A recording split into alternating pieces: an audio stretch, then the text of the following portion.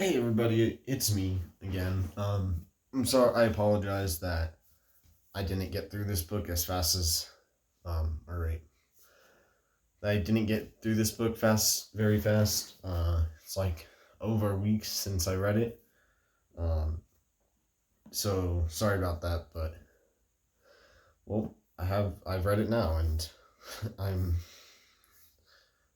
How do I explain this book? Um, well, I started it. Well, I was okay. I was spoiled for some of the stuff that happens in this.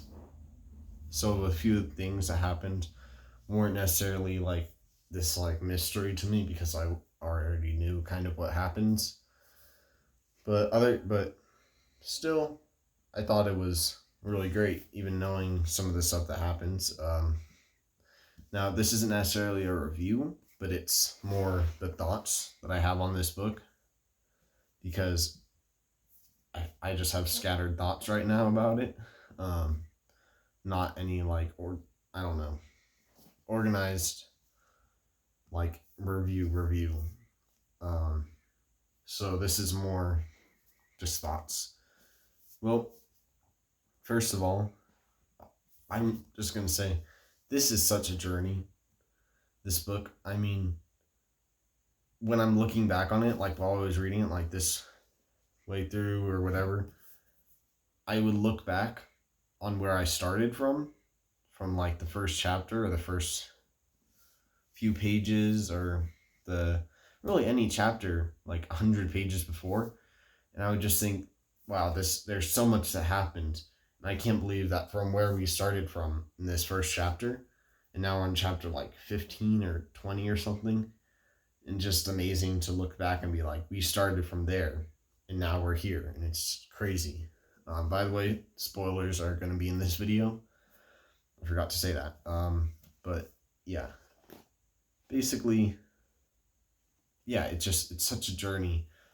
And looking back on it, I'm just like thinking, I can't believe all the stuff that happened to where we ended up in the end. So yeah. Uh okay. So the well, I can't. I'm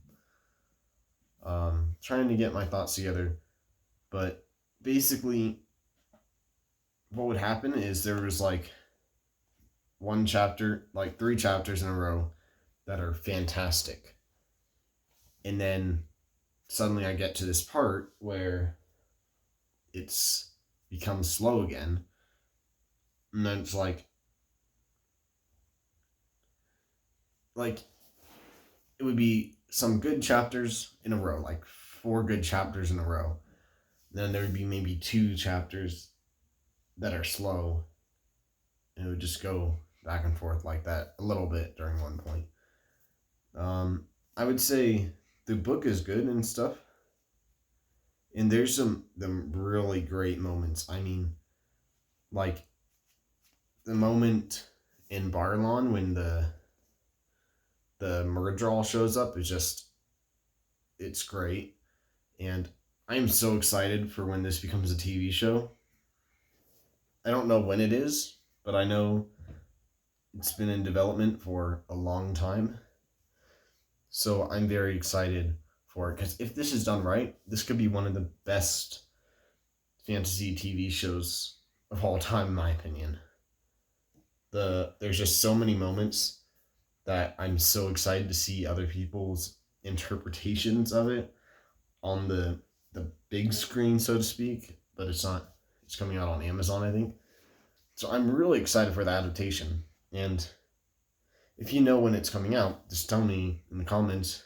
And yeah, because then I have to read the second book by then because I think the first season is the first two books. So I'm excited for that. Even though I've only read the first one. So yeah, I'm excited for the TV show because I mean the moments that are in here that are just stunningly, shockingly fantastic are going to be incredible on a TV show, in my opinion. So I'm excited for that. Um, Now, one of my favorite chapters, I would say this is when it really starts to get good. I mean, it was good before this, but once we hit this chapter, I really got into it about right here. I'm almost halfway through. No, 344 in this copy, but I started to get into it because that's the chapter Wolf Brother, when we find out Perrin could speak to wolves, which was really interesting in my opinion, because I don't know, I just found it really intriguing, this like wolf connection, even though we see it all the time in movies and I don't know, fantasy and stuff. We It's still intriguing all the time when there's somebody that's like, I don't know, able to like part of a wolf pack, I guess. I don't know. It's just interesting. The character that we meet in that part is great. And I really like that whole Perrin arc right there. If you can call it an arc, I mean, this is only the beginning, which is crazy because if you think about it, if this book was a journey, I'm so excited to see what a journey all these other books will be. So, yeah. Um, yeah, I really liked Perrin's thing. There was a moment like, Matt, why did he take it? Why did he take that thing? It irritated me because like, okay, so you're gonna take a dagger from that's basically demon possessed. I don't know. Like, why would you take it? I mean, sure, he didn't give it to you, but isn't it still tainted by Murdith or whatever his name is? I mean, isn't it tainted by him?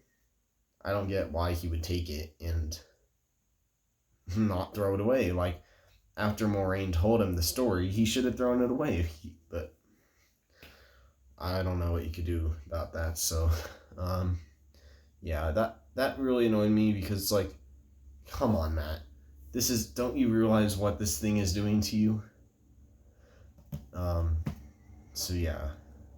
There's some moments in this, like in Shire Logoth or something. Shire Logoth. The this ruined city, when they go into it to hide from the Trollocs and the stuff, when they go into it to hide from them, from the shadow,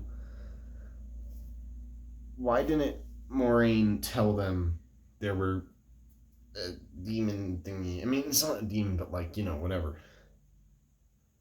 Why didn't she just tell them? I mean, so much trouble could have been avoided if she just said, "Hey, there's a monster in here, so just just don't go explore and take stuff." Which she should have just told them, and then that whole thing could have been avoided. Same with when they enter the ways, which I thought was amazing. Why didn't she just tell them to watch out for the black wind? I mean, that could have saved some trouble if um, they knew right away that there was a wind and it's not natural in the wind. Then that whole thing could have been avoided, honestly. Now, there's a character that I was spoiled for, Paedon Fane, who I knew that he was like evil or whatever already when I before I or after, like maybe I don't know, but I figured I knew that before he was like said, oh yeah, he was a dark friend. But I really liked him as a villain. I mean, I'm excited to see more about him because he's pretty mysterious, to be honest. There's uh like how did he it was incredible to read that part. I mean, it was just pretty crazy reading that part where he was in the Black Wind, but it didn't affect him. Like, the voices talked to him, which would make anybody insane, but he didn't get affected at all. And I'm really excited to see more about that. Yeah. I'm interested in him a lot. And something I wish he wasn't a dark friend for 40 years or whatever.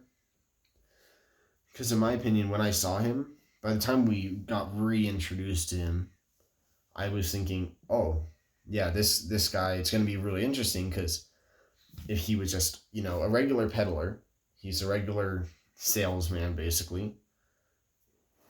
And then the Trolloc raid happens. He runs away, runs straight to Barlin. If he just ran there, and that was, if he ran there, and then he started to get corrupt throughout the book, and we're just kind of watching him from the side, him popping up every now and then, becoming crazier and crazier, that would have been really interesting in my opinion if that happened, where we just watch from the side as he grows, as he becomes corrupt from a regular guy to this like monster basically. That would have been really interesting in my opinion. He still is interesting, but I wish that they did that because then it would have been better in my opinion. Let's see. The ending, the climax was fantastic, first of all, but I also had to watch like a few videos on explaining what happened in the ending before I understood it, because I read it and I was just like, what just happened? I mean, I kind of understand it. I realized he was channeling. I realized this stuff. But also, what just happened? That's kind of my reaction. But it was really cool. But I was so confused also. And I don't even really understand. What is the Eye of the World? Is it like a power source of Sidon? Or Sidon? The male power? The male source? The true source male side of... Yeah. I mean, that's what it was. Basically, a pool of Satan. But, like, why did the shadow want to blind it? Like, why did the Dark One want to blind that? I don't understand. But if somebody could explain to me, that would be helpful. Because why do they want it? I mean, why do they really care about it so much? I didn't understand that. And I think Rand was drawing on the source and the power of that, the power of the Eye of the World. I think, like he was drawing on that, on the Eye of the World itself, in the ending. But I'm not completely sure. I wish there was more to it, like more with the, like the dragon reborn stuff, But I'm sure I'll figure out in the next book that he is, because in the end, it left on a kind of cliffhanger. He's going away, and Moraine's like, he's the dragon reborn. So I am excited to see more of that, because, I mean, I already knew that. I already knew that he would be the dragon reborn. I already know that he was the guy they were looking for, because I got spoiled, kind of. But I don't know if that's a big spoiler, but yeah. I wish there was kind of more of that, because it would have been more interesting, but it's not exactly explained in here. Now, there was one part that I thought was kind of unrealistic. I mean, it's kind of like, okay, I guess, but it is very excusable, but at the same time, it's kind of like, I doubt she would actually do that, where where the queen lets him go after her Aes Sedai says something about the world breaking and he's on top of it or whatever. Like, why did she just be like, oh yeah, we're not going to ask any more questions, you're free to go? She should have questioned him more, I think, about that realistically, but other than that, I don't think there's really... There are problems with it, I'll admit that. But other than that, I don't think there was one of those moments where it's like, that wouldn't happen, I think that's really the only moment like that. So, yeah, it's very interesting. I want to know more about the Aes Sedai, of course, because they weren't really explained as much. We know what the Red Aja is. I think I know what the Black Aja is. And other than that, Black Aja, Red Aja, I don't wait, Green Aja, did they say something about that? I think they did. But I wish there was more talked about the Ajas itself because I thought that was really interesting. Um, yeah, I also really like Thom. Thom. I don't know if it's pronounced Tom or Thom because it's spelled Thom, but I guess it's Tom. And I wish he was. No, okay.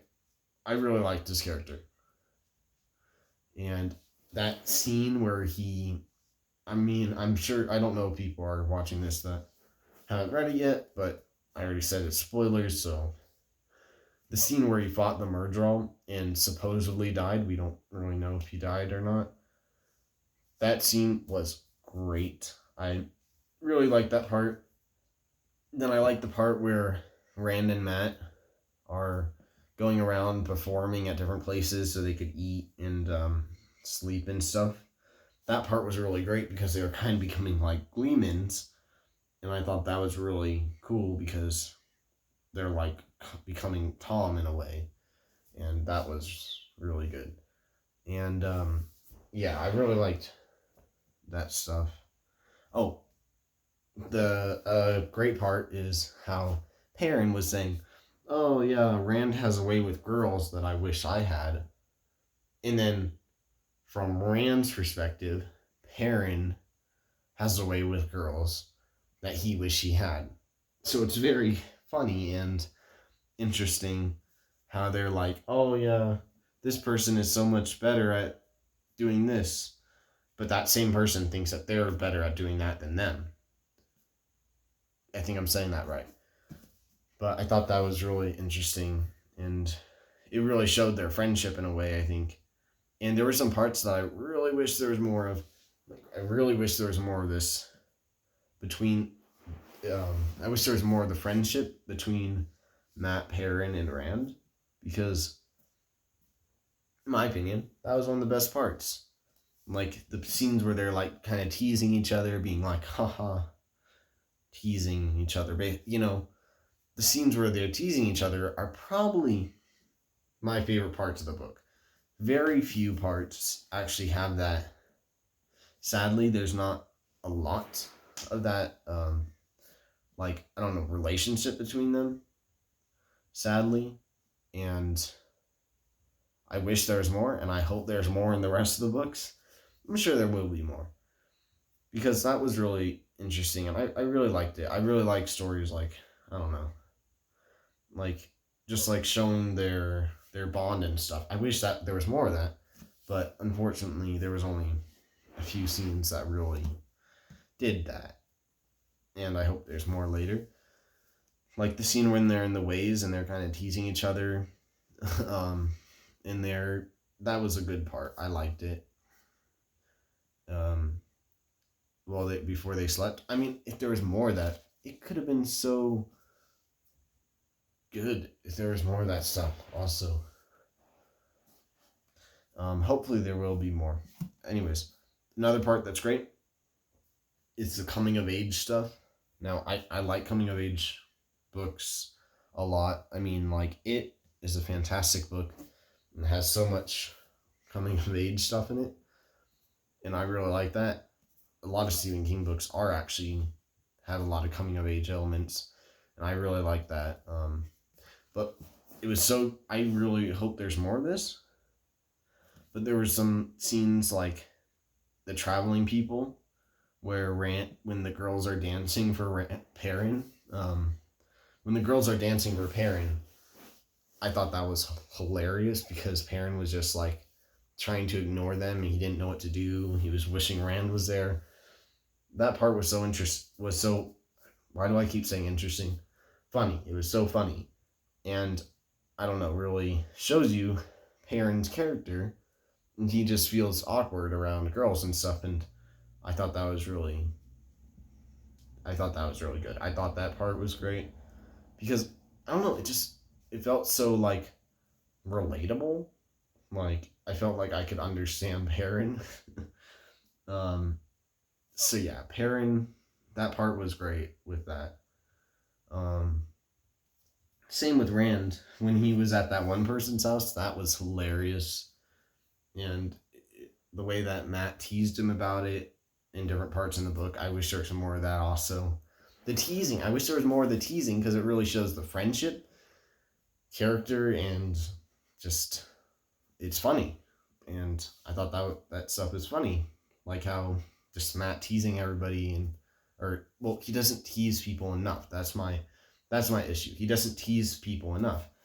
He should have teased people more because I can get behind Matt. I can get I can get behind his character really well because he's funny. I mean, in the scenes where he is teasing people are funny, but there's only like 4 or 5 scenes where he's actually teasing someone. I wish there was more of that, but sadly, there isn't. There needs to be more of that in the future books, I think, because it was really a great part of it. And like the part with the girl in the farmhouse and how she's like kept looking at Rand and stuff. And Rand was just feeling uncomfortable. That part was great. Because I don't know, coming of age. But yeah, there needs to be more Matt humor in this because Matt humor in it was good, but there wasn't enough of it. That's my problem with it. So I hope there's more of that. I think I really covered all of the stuff that I wanted to. I don't know. Yeah, that's it. Oh, so I remember I hear this thing about the cultures in it, how people will want to, how the books make you feel like you want to join in their culture. Like this one guy was saying, "Oh, the Aiel, you'll just want to like, I don't know, whatever, like join the different cultures." And I think that the culture, like I was trying to feel that. I mean, I kind of felt it in Emond's Field, and it was a very believable town, honestly. But I don't know. I didn't really feel like I really wanted to jump into any of these places until we got to the traveling people. I absolutely loved those 2 chapters where we're in the traveling people's place because it was just so good. I mean, I felt like I was there almost. Their culture in a way, their like obsession with like trying to find a song or just trying to collect songs in general, and just their whole I don't know, beliefs, I guess. I mean, I don't necessarily know if I kind of agree with it, but at the same time I don't know because I would probably defend myself if yeah, I would defend myself if people attacked me probably. But I do kind of agree with their philosophy, and I really enjoyed their peaceful lifestyle and their peaceful way of life, which is lifestyle. Their way of life was just so interesting, and I just wanted them to be real. I wanted them to be real so I could join them in their travels across the world because they just move around the world. Because traveling people are very open to taking people. You could just go in and be like, "Hey, I'm gonna join you guys," and they're like, "Okay," if you're peaceful, and they're like, "Okay." I just wanted to join them because I'm like, it fascinated me so much, just their way of life that's so peaceful, just moving around. Um, I don't know, they seem so happy and stuff, and I'm like, I just want to join them honestly, because it seems like such an interesting. I don't know. I really felt like I was there, kind of. I mean, I just really felt like I wish they were real so I could join them, and it was great. I mean, he really made that part come to life a lot, and I think I might reread those 2 chapters soon, just so I could feel them again. I don't know. Also, yeah, I think that's it. one last thing though, or two more things.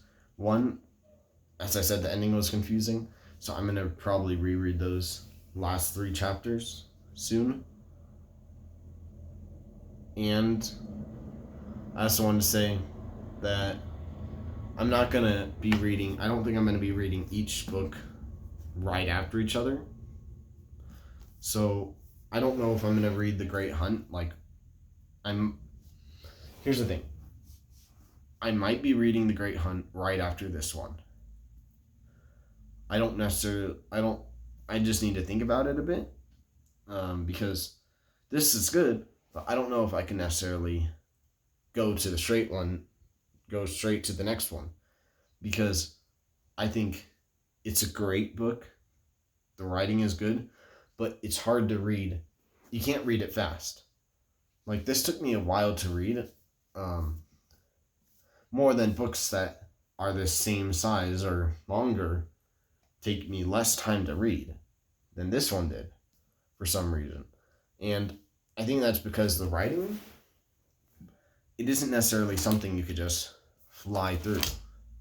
I don't know if it's just the print of it, because it's kind of hard. The print was a little weird to read, but I don't know if it was that, but I think just the writing takes more time to get through.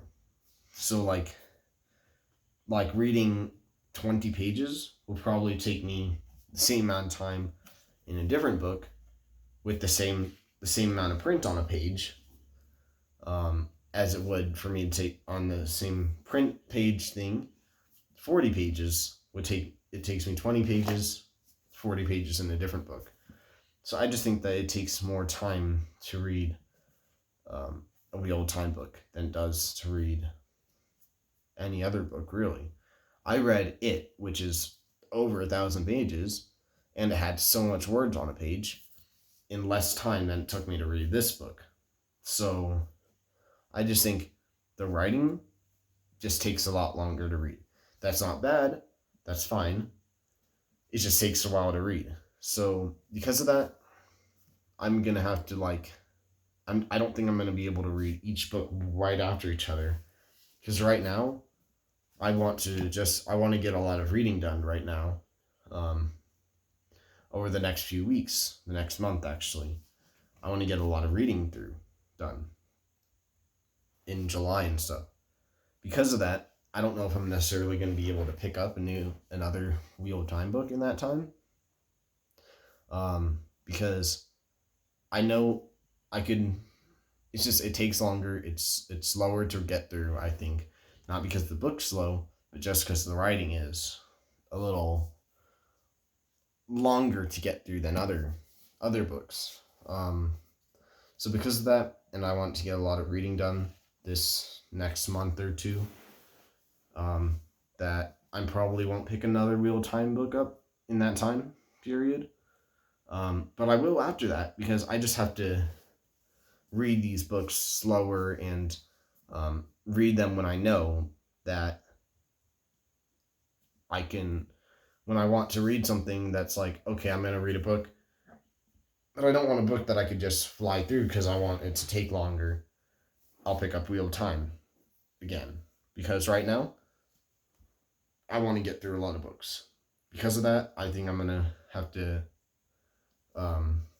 pick up Wheel of Time when I know that I want a slower, or a book that takes a bit longer to get through. So, yeah, I'm just repeating what I'm saying, but that's that. So, yeah, I mean, I probably won't read them right after each other. Like, even when I get further into the series, I might read books in between each book. Like, I might finish one and then read another different book after that before I read the next one. Because, yeah, it's a little slower to get through. Not bad. It's just I need to get through some books now that I want to read a lot. Not that I don't want to read Wheel of Time, but just there's some other books I want to get through first, faster. But I'll pick it up again probably next month. I'll probably pick I'll probably pick up the second book, or start the second book next month. So yeah, might be a while before I get to the next book. So I hope you'll bear with me for that. But I might be reading Clash of Kings by J.R.R. Martin, second Song of Ice and Fire book. Looking forward to reading that book. I don't know. Because, yeah. So, anyways, thanks for watching. I hope you liked this video. I hope you stick with me for the next Wheel of Time book. I'll see you guys next time. Bye.